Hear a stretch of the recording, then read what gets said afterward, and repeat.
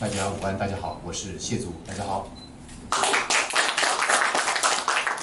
今天仅代表爱尔利集团呢前来这个捐赠的一个仪式，但是我必须要老实跟大家报告，今天2种心情，一种是无比沉重，一种是无比荣幸。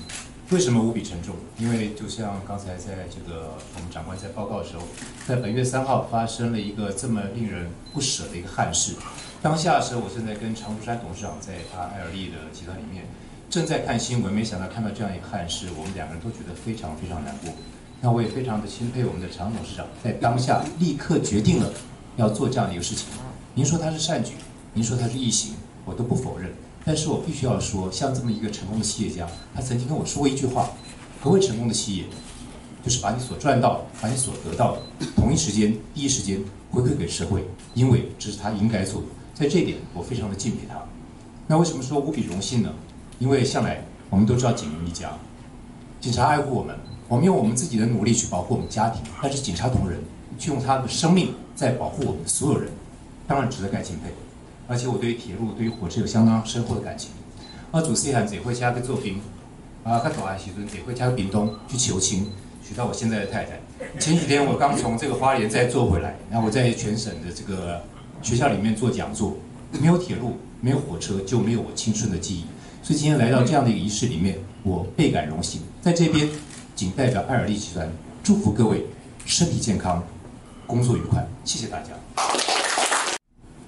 然后呢，它的电极的力道相当的强，可以达到3万伏特，比我们现在铁路局在用的那个伏特还要高。但是因为它电流很弱，应该是好像0.01安培而已。所以呢，人受到电击以后，我所了解，我看到那个文献讲的是大概5分钟就可以恢复正常，所以也不会造成永久性的伤害。我们如果用枪的话，可能中枪以后可能就住院了。这个可能10分钟、5分钟以后，人就正常了。所以在这一方面来讲，不但让我们远警在执行的时候，在用枪的时机能够更大胆、更正确、更明智、更有效以外，对我们远警执勤的信心也能增强。同时，其实在另外一方面来讲，对民众也是一个保护。所以我。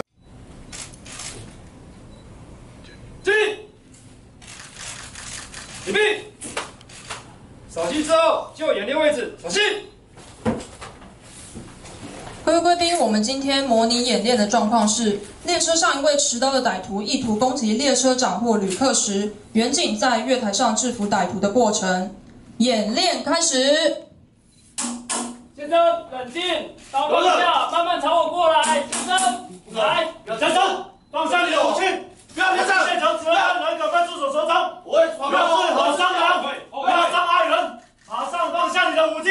不可能的，这媒体，王者怎么办？要射强之力呢？各位贵宾，现在看到的是我们双警或是多警在前后包夹歹徒的标准队形。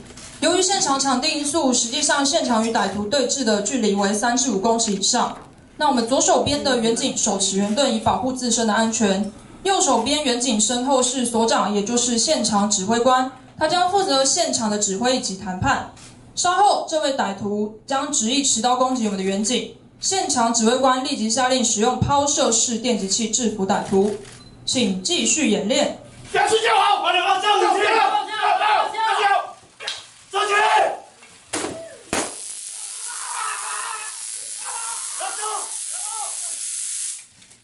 前面不要看起来好不好？往前走。